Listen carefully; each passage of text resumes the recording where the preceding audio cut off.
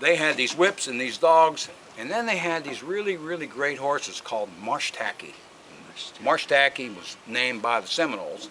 Got a picture in there. You got the book, so you can tell them I'm not lying, right? Yeah. And I got some pictures of the hogs and the Marsh Tackies up at this homestead that we lived at.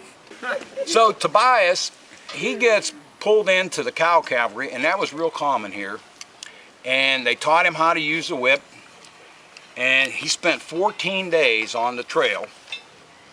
And what they did is they went out and they'd gather up some cows and put them in a pen, then they'd gather some more and put them in a pen, and then soon they had a nice herd. And they drove them up to the St. Mary's River. You know when you come into Florida and you get that free orange juice? Mm-hmm. Well, that's where they went, right there where the St. Mary's River is. And they drove them across the river, and the Confederate soldiers came and they took them and drove them back to Atlanta, and they used those cows to feed the soldiers, the Confederate soldiers. If it wasn't for Florida, the Confederates would have died a long time before they ever lost the war, because they didn't have any food. They had hardly nothing. Most of the things that were out there were not, they weren't able to get them because the railroads weren't down here yet, and there was nothing. And the only reason northern folks won the war was because they were able to move supplies and materials around where the Southerners were not. And they were running out of food. So he spent 14 days. They paid him $1 a day, okay, which was a big buck at that time, okay? He comes home. It took him about 2 weeks to walk from where he was up in the St. Mary's River down to his homestead near Ocala. That's how long it took him. They wouldn't give him a horse. They needed him, but they did give him a whip, and he brought that with him. So he goes back home, and it wasn't too much longer after that. Another guy shows up, same deal, and he tells him that he has to go, and they inducted him again to help build a fort in a place called Olustee. Has anybody ever heard of that place? No? It's a big battlefield up near Gainesville. And they sent him up there, and he had to cut logs with a lot. If you weren't a soldier, they made you do something for the war, okay? So he goes up there, and they're cutting logs to build this fort because they were waiting for a big, big battle, which is it's famous. There's a state park up there that does a program about this battle. Anyway, but while he's there, the battle starts, and he ducks into the woods because he wasn't a soldier, he wasn't fighting, and he decided after the battle to head back home. He finds a dead soldier, and he takes that soldier's gun and his horse. Now he's cooking, see, you know, so are we. But anyway, he takes that back home, and when he gets there, his cabin's all burned down. And what it was, some deserters from the Confederate Army had come, and they had taken everything that the family had, their food, the cow. They took all that stuff, killed the cow and ate it. They took their Emma's Dutch oven, and they burned the cabin down. They didn't hurt Emma or the boy. So he decided at that point that that was not a good, safe place for his family, so he decided to move. And he went south along the Kissimmee River, which comes out of Kissimmee, Florida. Have anybody ever been there? South of Orlando. And he came all the way down along the river on the east side, okay? And he gets down to a little bit north of Lake Okeechobee. And he was about 50 miles from Fort Pierce, which is where the trading post was. So he built another homestead there, and I got some pictures in there of the cabin and that kind of stuff. He gets his herd built. What happened was the two Seminoles that he became friends with, they showed up one day in the middle of the night, and they left him this horse and two dogs. And the boy by this time was about 8 years old, Zach. And he learned how to ride that horse and work that whip like you wouldn't believe. And one day they were out in the woods, and it was like this, and they heard some noise, and the dogs were in there looking, and they thought it was a cow or something. And here all of a sudden this big, huge guy comes out, and they said, "Who are you?" And he said, "My name is Skillet." Skillet? I said, yes, sir. He said, where are you from? He said, I'm from Tallahassee. I walked here. And there was nothing for these people to do this.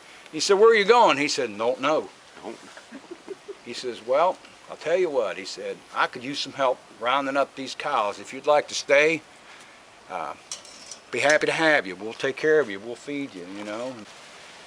So he brings them in, and later on in life and in the book, old Skillet takes the McIvy name. Actually, and he meets this gal, Pearlie Mae, and they have a lot of kids, you know. Again, it's teaching how the different races could get along in the world and live, which is a great story, especially for the children to learn, you know. So they start rounding up these cows, and he goes to Fort Pierce to try to sell them. And the storekeeper there, and I got a picture of the trading post in there. Anyway, hey, that looks pretty good. You know that for a guy from Ohio, that ain't bad. I can say that's We like to eat too. A1. Yeah. So we just proved that even a guy like Rick can cook cornbread. Go right? Rick. So what's happened is to do an easier one now. they started driving these cows down along the Kissimmee River around Lake Okeechobee, and there was a river called the Caloosahatchee River. And guess what? The Caloosahatchee River ends right up here in a place called Punta Rasa. I got some pictures of that. And if anybody been to Sanibel? Okay, you know where you pay the $6? Yep. Right underneath of that bridge, right there. That's Punta Rasa. And they would bring those cows there, and then they would ship them to Cuba and sell them. And they were paid not in cash, but in gold doubloons, okay? And the gold doubloons were worth $15 each. Where's Kate? I'm gonna, oh, look here. That's what that looks like. So they had enough cows, they earned 13,000, I don't know how much, but it was a lot of money, 13,000 and some dollars. And that's how the cattle industry started in here, okay? And that's what it was. And and that's what went on for years and years until the railroads came, which is the same thing that happened out west. They didn't need cowboys anymore because they put them on a train and shipped them wherever they needed to go. They had so much money, gold, they would take these gold doubloons and put them in a tin can, and that was the baby's rattle. Wow. They had gold money everywhere, under the bed, out on the porch. And two reasons: there wasn't nobody to steal it, hardly, and they didn't have no Walmart to spend it. So what did they do with it? They started buying land. It was cheap, all right? And then they got into the citrus business. Once they got into the citrus business, they made a lot of money. After the citrus business, all the people from Ohio started showing up. And guess what? They wanted golf courses. They wanted golf courses, condos. So they tore out all them citrus trees and started building condos and golf courses. And that's basically what the story's about. And if you have a chance, Is that a new book? Pardon me? Is that a new? No. This guy here, that's a Pulitzer Prize winning book. From quite some time ago?